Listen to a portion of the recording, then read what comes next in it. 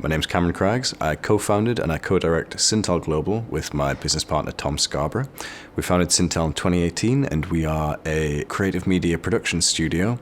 We work within the fields of interior design, immersive technology and media research and development, film production and animation. We are based in Proto, the Emerging Technology Centre in Gateshead, Northeast. So very briefly, I've been interested in creative production since I was quite young. I went to high school, did very well at GCSE level, got straight A's, went to sixth form, did everything as close to film production as I possibly could because they didn't have a media course essentially, which was photography, psychology and performing arts, two of which I'd never done before. I did terribly, I failed pretty much all of them. I actually quit sixth form and then worked in the real world as a bartender for a while. Having that real-world experience made me realise I wanted to do something within the creative sector, which then led me to study film and TV production at college.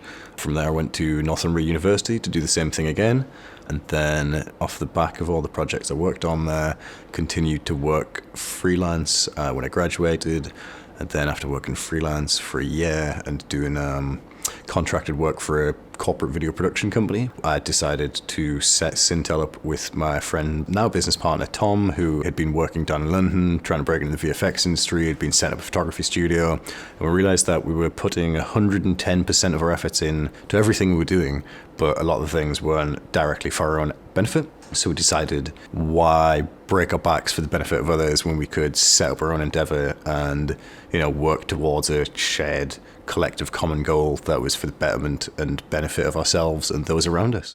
Hello, my name's Tom Scarborough. I'm one of the founders of Cintel along with Cameron and co-creative director along with Cameron as well. We began the company together just over 2 years ago, coming from design, film, photography and immersive. So a really interesting project for anyone to get involved in is animation. There are so many roles that are needed to be fulfilled and there's so many opportunities for people to come in and help out. A project that we're working on at the moment, funded through the British Film Institute. It's through a friend of ours, Theo Scott, wonderful director and illustrator who's come up with these crazy characters called cuties.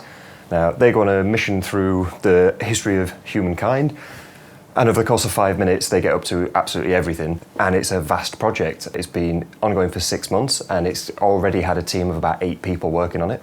So if you were looking to get involved in making animation and you want to know where you could fit in the pipeline, this is how we go through from an idea all the way through to something that's going to end up in the final movie. And there's 2 key points where anyone could get involved. This initial concept art, and this was made by Theo in his bedroom, anyone could do this. You can put together the idea yourself. This was all just done on a sheet of paper and was put together in like Movie Maker. So each individual frame of this animation has become a style guide for what we were going to make. So this moment here, with the fish crawling out, you can see it's quite a bit different to what we're going to look at in a moment. But this was just rough timing, and it gets the idea across that there's a guy running out the mouths of a load of fish. This is then going to be handed off to someone like me, who will take that, splice up all those frames, and then reassemble them all inside a 3D program. And it allows us to put a brand new camera through the middle of it all, and then start working out timing. Once we've done that, we then hand that over to our rough animator, who would give us back something that looks like this. Now, this rough outline starts to pencil shade in some of the key areas. We've got the bubbles that begin to come in. A lot of the style starts to change here, and we start to see the vague impressions of things. Now, this level of work, I'd say this is quite specialist, but again, all this requires is a good eye and a pen and a sheet of paper. This was done semi with print and semi with a tablet, which just helps speed things up again. But if you've got time and you don't have money to throw at it, a pen and paper will always help you in animation. Once this was all made, the fact that it was split up in layers made the next bit a lot easier, but we could then take that and clean it up even further. All these extra details get worked up. This is again something that anybody can get involved with, and it's this level of working on bubbles, working on the background infill of things, colour and shading that we're going to be getting younger people involved with. Now that all the key proportional bits have been figured out, taking something that already exists and making it look better is a really great thing to get a bigger team involved with. So the UK has a world-leading creative and cultural sector, and there are growing opportunities within the fields of film and TV production, especially games and immersive content creation. So as these sectors continue to grow in the future, there's going to be an increase in opportunities for young people and established practitioners to learn new skills and step into job roles and positions that we don't know the names of yet, that are going to be created over the coming few years. So it's quite exciting. Within what we want to do, we want to very much support the amazingly talented team of freelancers that we kind of collaborate with to kind of grow and develop with them in line with the company's kind of like aims and objectives, which is to make cool stuff and do good things. So we work with quite a range of individuals and we form teams around the projects themselves. We don't have a dedicated staff of employees that we work with all of the time. So within the scope of what we're doing currently, we're working with production managers, designers, directors, illustrators, compositors, filmmakers, producers, animators, secondary animators, cleanup artists. So there's quite a lot of different roles within the scope of the work that we do. So in terms of upskilling and getting into highly specialized technical roles and production roles, one of the things I would say is just get on YouTube. There's a vast array of online resources available now for people to learn highly skilled technical production roles, like even virtual production, which is kind of like this brand new emergent field. Unreal's releasing tutorials. They've got like 15 hours worth of content that you can sit and watch for free. Unity and Unreal Engine, which are the primary games development engines that are used by the industry, they're free to download. They've got free starter content. They've got free online courses. They've got massive fan bases and communities. Whatever you want to look into, there's going to be somebody out there with a camera who's already done it and recorded it and made a video about it, talking about it. So there's a wealth of stuff for young people to learn from, really, that can potentially bypass university routes. And even just having watched a single YouTube video on the area, you can then have a conversation with somebody that works in that field. So I think getting an informed insight, not just into the production process, but into the industry, into current practices, is all very beneficial. So university education is important, but is definitely by no means essential. There's a lot of people who assume university is the easy route, and there's a bit of an air of privileged esteem about university as well, in terms of people expect to graduate and then be given opportunity, given a career, and have things kind of like handed to them. I would say that you definitely do not need to be university educated to seek and achieve a meaningful career in the creative industries. University costs £9,000 a year worth of student loan. There's people who are working actively in the creative industries without having gone to university, whilst there's people studying and paying to study. So some of those people that are actively working are getting much more relevant direct work experience and life skills by actually being out working these job roles as opposed to in an academic institution. The thing for both myself and Tom that made university the best option was the access to gear and equipment that Northumbria gave us. We were using £40,000 FS5s with big $3,000 cine lenses that otherwise as individual practitioners and freelancers we just would not have been able to get a hold of. So it kind of allowed us to kick up the level of production and kind of like punch above our weight, so to speak. So we've been really lucky. We've been gifted things, we've discovered things, and we've had great networks to enable us to do things. Not everyone's going to have that. So if you don't have access to your own equipment, places like Gateshead Council have set up a whole facility designed just to showcase new technology to people who have otherwise got no access. So let's go take a look. As we head over, I'll tell you a little bit about how this place came into being. Gateshead, as a council, recognised that there was a cluster of immersive companies and production companies who could use a facility like this. And it's not something that every business or every person can just have access to. And normally it requires a lot of investment to get a suite of technology like this. So Gateshead Council, in partnership with a company called Digital Catapult, who are all about communication in technology, decided that they'd build this wonderful facility at the end of this wonderful tunnel, separate from the main unit, that could enable people to make movies and demonstrate the capabilities of VR. So in this Apple Genius Bar-esque room, we have all the latest and greatest AR and virtual reality tech. We have off-site virtual 3D model making. We have the latest AR tech across all the phones and devices, including 3D print. 3D print facilities, this is the latest resin printers, and haptic feedback and tracking technology for virtual reality. We have 3D sculpting tools that use projection, a custom-built video game space that uses all the latest consoles and next-gen technology to show off what's possible in the gaming world. Again, more and more headsets, some of these involving mobile and things like this. As we head over, you'll notice all of the tracking markers. This whole space is a VR play space. As well as a VR play space, it also showcases interesting bits of virtual reality technology that you wouldn't normally see. So things like the virtualizer, which allows you to run and sprint and stop and jump in VR with your legs tracked.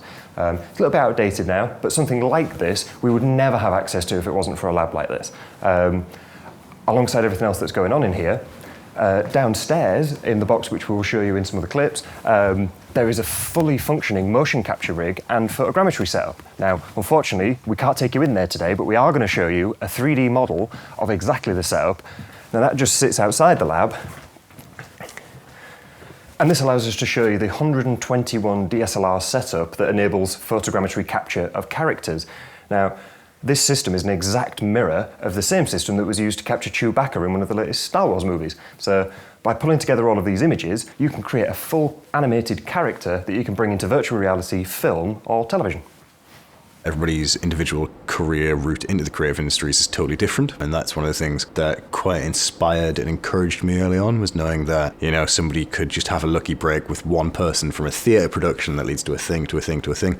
Everybody's experience is totally different and is very much random. I think seek the randomness and keep your eyes and ear and your mind open to opportunity. I think that's one of the majorly critical things.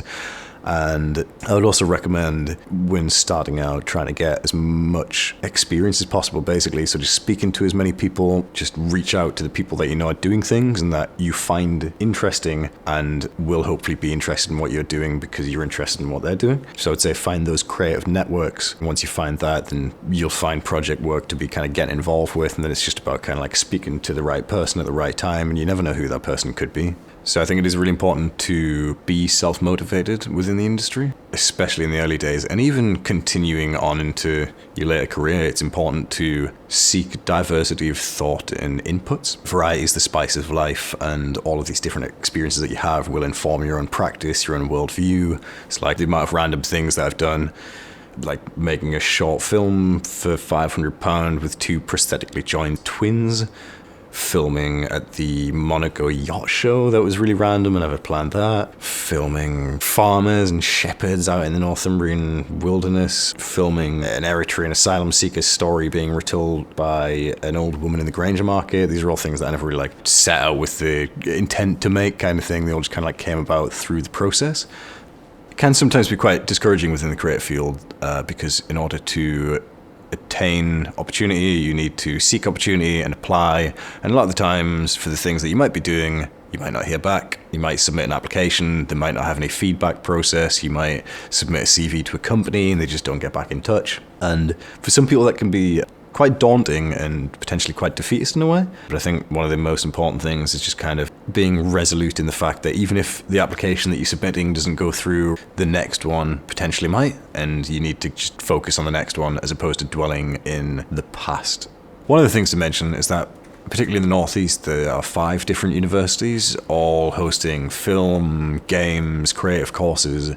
And all of these courses have students that are instigating projects that need actors, that need assistants, that need all these different roles. So if you are looking to get involved in productions, but you don't want to go to university, or that's just not maybe the route, or you don't have the grades necessary, seek out student productions and get yourself involved at that level. You'll learn a massive amount, and you take those learnings and then you apply them directly to your own career, your own company, as in the case of Cintel. I would recommend young people to keep their eyes and their minds open in terms of the kind of role they might initially apply for. I think there's definitely value in doing a job role that's not your primary focus or care or concern for a short period of duration, if it's going to give you valuable insight or experience or build your contacts or allow you to make a step change to a different job role that you may be more interested in within the company that you want to work at. I'd encourage people just to be resourceful and go online and have a look themselves. Just get Googling, basically, find out what's going on locally, have a look for Facebook groups, Eventbrite events, organizations like Digital Catapult and Sunderland Software City, Dynamo Northeast. These are all companies and organizations that we've worked with in some form or capacity who have helped support our own development and kind of journey. These organizations have training, skills, opportunities across the tech sector, really, in various different forms, whether it be through like colleges. There's also the Ladders training program in the Northeast. There's a lot of things. It can be very strange how things come back around sometimes, in terms of people that you meet or connections that then become colleagues or collaborators or even clients. Filming a friend's fine art piece, which was a guy walking around in a big head, then led to us working on a BFI animation eventually with the same guy. So find your collaborators, find the people that you love to work with, and then try and continue doing that, basically. So the main thing that I love about what I do is the fact that I work for myself and for the benefit of my best friend, basically. We are always pushing each other to do more, go further, and achieve more. And every day is different, and every day is a new challenge, and potentially something disastrous, but potentially something amazing, potentially both at the same time, and it's interesting. Also, the fact that our success is basically dependent upon our own actions and the direct response reward of putting your heart and soul into something and seeing it grow and flourish, which is good.